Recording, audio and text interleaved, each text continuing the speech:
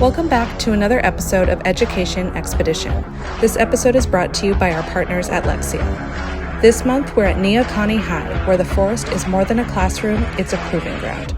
Through FNRL, students gain real-world skills, build lifelong bonds, and chart a course towards high-wage careers. This is Oregon Strong.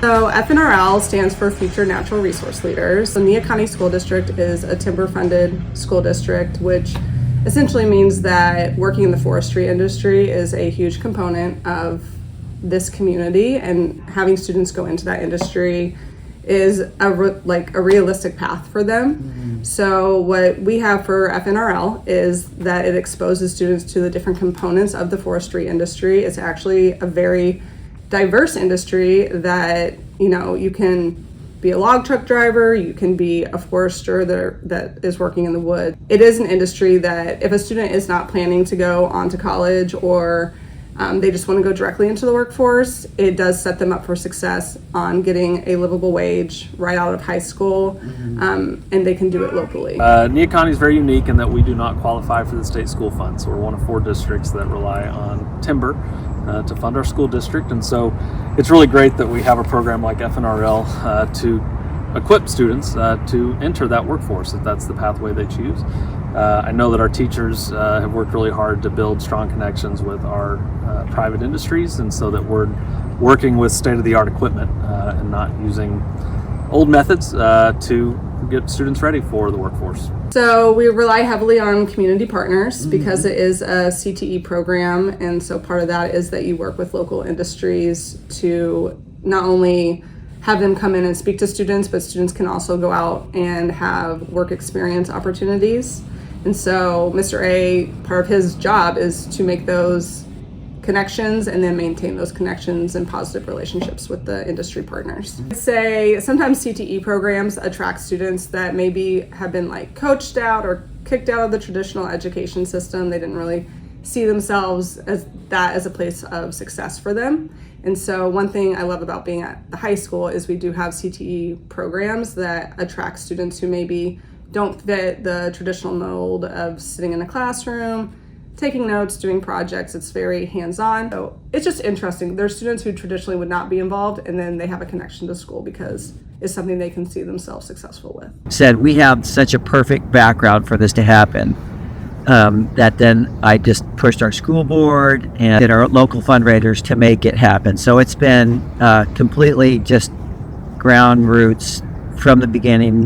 This facility that you see now 5 years ago was a complete blackberry invasive species zone. None of this was here. So we have just our first year of our team was just clearing the area. So it's been a grassroots thing, which is provide the team with some ownership of the whole operation, because it has been them creating the whole place. Been involved with this forestry thing ever since my freshman year. I helped build this course. We burnt all of this down. It was all woods like that back there, and we just built the whole course, made it how it is today, and I've been involved in it with him throughout my whole 4 years of high school. So the duration of the program is a year-long program, and we do our weekly practices, and then we do these weekend events, and then there's a few weekend overnight events that we do, and coming off of those longer trips after these smaller pieces, you feel that there is a personal growth that just happened, and they're looking at the world a little differently. They've been exposed to different people and places, and their whole comfort zone is now stretched. And so you see their growth, and then you see their willingness to participate in a greater field and greater opportunities. This process here is pretty self-explanatory. You just gotta be a stud. Really, the main goal of this event is to, get to the top the fastest without falling, which, So there's 3 stages. There's 15 feet, which is novice, and then open ranges from 25 to 30 feet. Our poles are about 35 feet tall, so we really don't go up to 30, but we do practice on 25. And an average time to 25 feet is around 5 to 7 seconds. you got your little belt. And it's belt. Okay. And you got your rope that you throw around there, and you time out over here, do all those numbers. Everybody's looking at you. Once you get good, you got to go up fast. Everybody stops what they're doing, looking at the guy on the pole. Oh, yeah. And then once you get your rhythm, it's just, I think, the best. Timber cruising is an event where you use something called a clinometer you point at the top of the tree, the bottom of the tree, and then you have to do some calculations, and then you figure out pretty much just how much the tree is worth and then how much the stand is worth, so that when they come in to harvest it, they'll know how much profit they're going to make from it. Like simply putting it, you have a chainsaw and you cut through the log, like you make a cookie about like an inch or so. It's based and judged on like how clean your cut was or what your time was.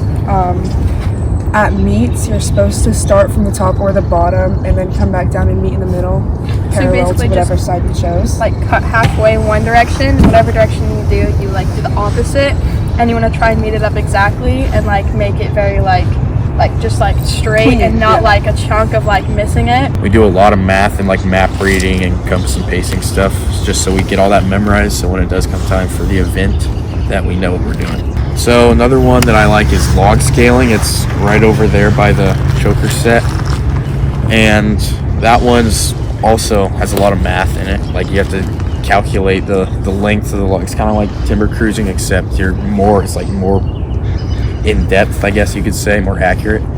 It's like calculating the length of a specific log, and then you have to go find like the deductions on it. So like if there's a big knot or there's a lot of like wood, like rotten wood, or let's say some of it's like broken off from like an excavator or something, you have to take those deductions out of the log, and you basically calculate like the exact board feet like per log, which is basically how much like a mill can use to make into their product, or like 2x4s of wood, just pretty much any stock. And you do that with all sorts of different like species of trees. You have to identify the species, the amount of board feet, all the deductions, and you have to write all that down, and then at the end you'll calculate it. I think it trains you in leadership after your 4 years. You're definitely training other kids, and then you get experiencing if you're going to go into forestry, choker setting, all of that, log scaling. If you're going to get to the mills and all that, log scaling's great. If you're going to get to like a forester's job, we timber cruise and do all the stuff up there. It's just you learn so much. So it's like a team sport. I think that's like a really big thing. Like you definitely improve your social skills, you improve your outdoor skills, like it broadens your career path, like it opens you up to like a lot more jobs you might want to look forward to once you graduate. And like it's also just like the adrenaline being out here, like it's super fun, especially with your team. It's really fun. It definitely helps you socialize a little bit and learn more like life skills. Learn more like with directions from compass and pacing, about animals and plant types. For animals, you learn both like the common name and Latin name. The industry comes to me and they ask, do you have students that you would recommend for these positions? In Tillamook County, at least 7.5 of our population is forestry related jobs, and an average job in the forestry industry is around $55,000 a year, which is higher than the median for an average income of our county. They're high wage, high demand jobs. The bulk of our county is forest, and there is just a lot of opportunities on all levels, and I want our kids to have these jobs in a place that they love. I want to drive log truck is my big thing. I want to get my CDL and drive truck, but I can't drive a truck for 2 years after I get my CDL in the woods because you need experience. So my thing is I'm going to get my CDL and then I'm going to choker set for a few years. And since I already have experience here, I think I'm going to climb the ranks pretty fast and get into a higher position. Over there, timber cruising, so I just get to be up in the woods, and those both also kind of reflect the career that I want to pursue, which is like forestry engineering. It definitely opens a lot of job opportunities out there, like to be like a logger or just like work in the forestry industry, and it definitely Like my stepdad, he is really happy that I'm doing this because I get to experience on some of the things he gets to experience every day.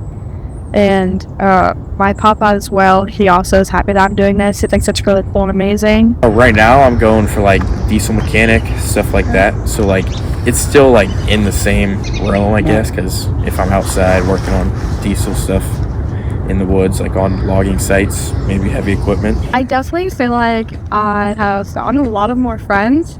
Like there's a lot of kids, like even just working on a team that I would have never talked to or like never been friends with.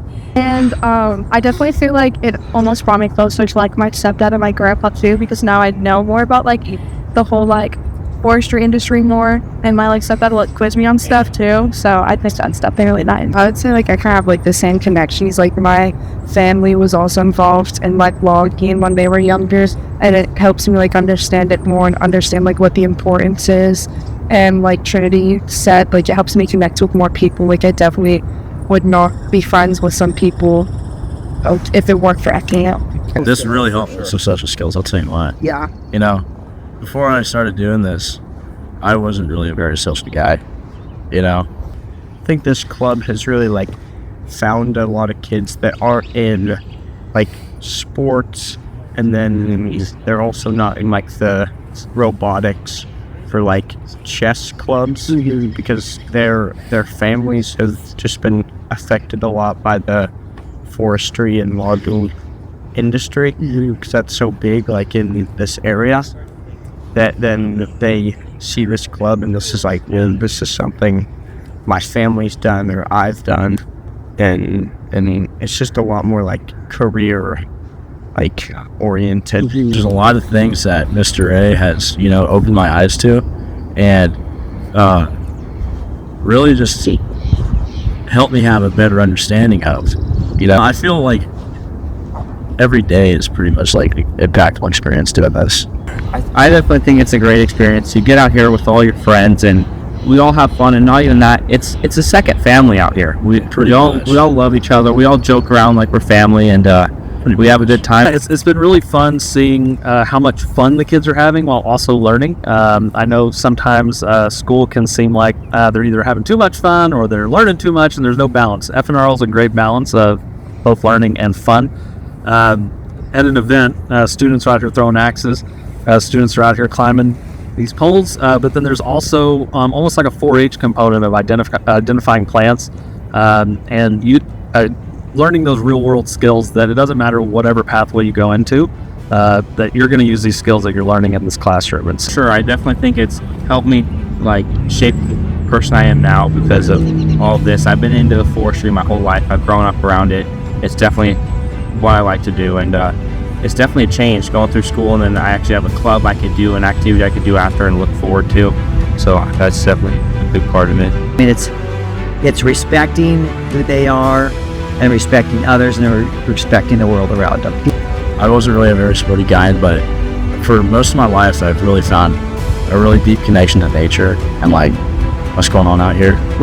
And I'm glad that this is offered at our school, because it's one of the, me personally, I believe it's like one of the greatest things that can be offered in school.